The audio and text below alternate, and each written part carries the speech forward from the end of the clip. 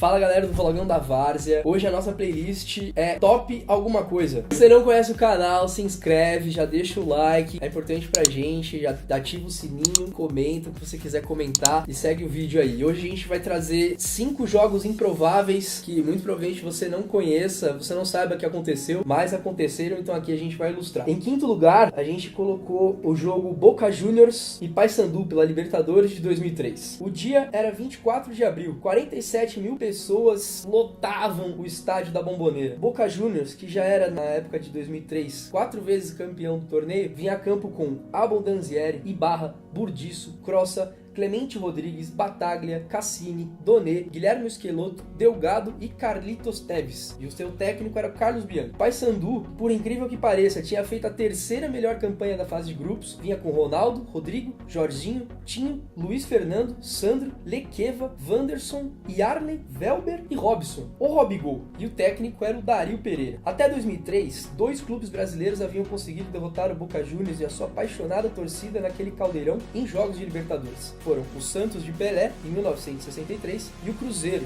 de Dida e Ronaldo, em 1964. Mas isso até 2003. O Papão não se intimidou, começou atacando e assustando o time argentino como todo bom clássico de Libertadores. Tivemos expulsões, Robson, o Robigol, e Clemente Rodrigues são expulsos de campo já no primeiro tempo. E como se já não estivesse fácil, agora o jogo contava com 10 jogadores para cada lado. E para piorar ainda mais a situação, Vanderlei acerta uma cotovelada em Guilherme Esqueloto e é expulso aos 10 minutos do segundo tempo. E se com 10 já estava ruim, com 9 ficou pior ainda. A equipe argentina crescia e atacava com cada vez mais intensidade. Até que, aos 23 minutos do segundo tempo, Yarley, aquele Yarley, que depois viria a defender o Boca Juniors, recebe pela ponta esquerda, corta o seu defensor e bate forte no canto direito do goleiro Abondanzieri. Era o Papão abrindo o placar contra o poderoso Boca Juniors.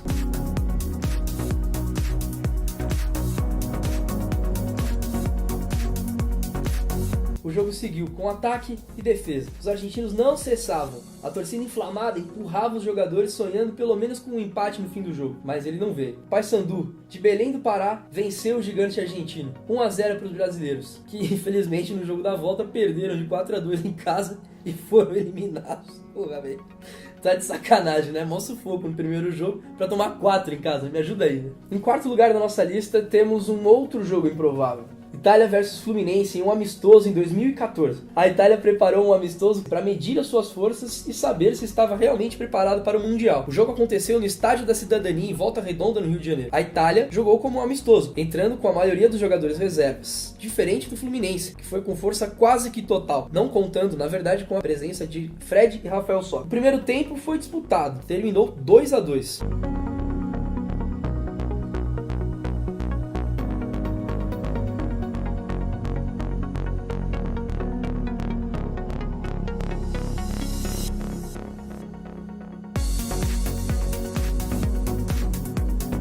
No segundo tempo, o jogo recomeçou com um apagão total do time do Fluminense. 3 gols para a Itália em menos de 8 minutos de jogo.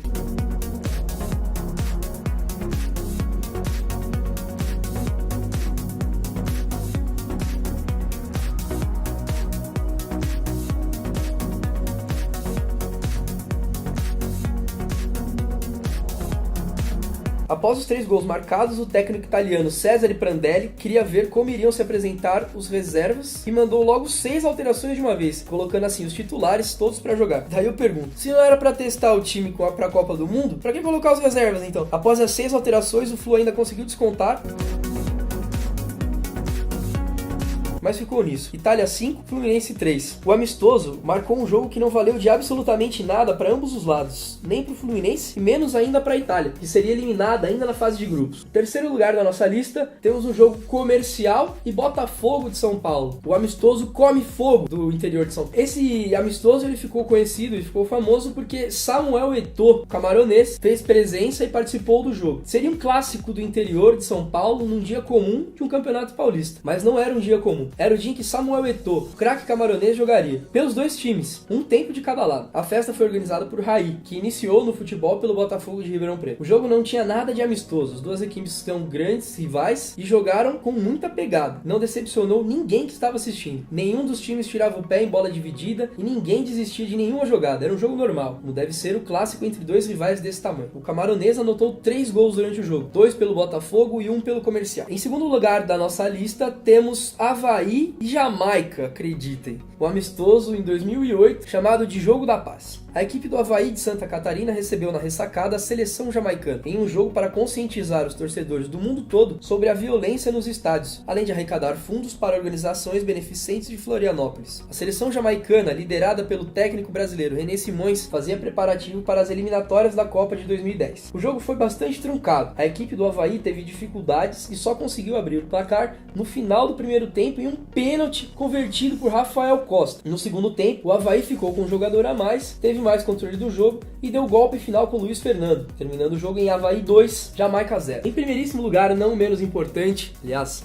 bem mais importante, Atlético de Sorocaba versus Coreia do Norte. Na primeira posição, o jogo mais inusitado das histórias dos jogos inusitados. O ano era 2009, o Atlético de Sorocaba disputava a Série B do Campeonato Paulista. A Coreia do Norte tinha acabado de conseguir um milagre, a vaga para a Copa do Mundo de 2010 na África do Sul. O Atlético de Sorocaba, que tinha um patrocinador coreano em seu uniforme na época, recebeu o convite para jogar em solo norte-coreano e o jogo seria transmitido ao vivo para toda a população norte-coreana, algo que até então nunca tinha acontecido. Aceito o convite, o modesto Atlético de Sorocaba partiu para a terra do ditador norte-coreano, que intimou toda a população para ir ao estádio assistir o jogo. No dia 5 de novembro, o estádio contava com 80 mil torcedores norte-coreanos e mais 30 mil do lado de fora, que não conseguiram entrar por causa da capacidade do estádio. A festa foi gigante. E daí vocês se perguntam, mas por que essa empolgação para um jogo contra o Atlético de Sorocaba? E eu respondo, a população da Coreia do Norte talvez nunca saiba que no campo naquele dia estava o time paulista e não a seleção brasileira pentacampeã, como foi apresentado para eles. Sim, rapaziada, disseram pros Coreia que o jogo era contra o Brasil. Até no placar do jogo tava lá, Coreia do Norte versus Brasil. Os caras tiveram a moral de enganar todo mundo do país. No final o jogo acabou em 0-0, mas o que vale é a história. E o nosso Top Alguma Coisa de hoje fica por aqui, pessoal. Se vocês curtiram, dá aquela representada seguindo a gente, mandem as suas ideias e não se esqueçam de divulgar, dar like no vídeo e mandem para todos os seus amigos também.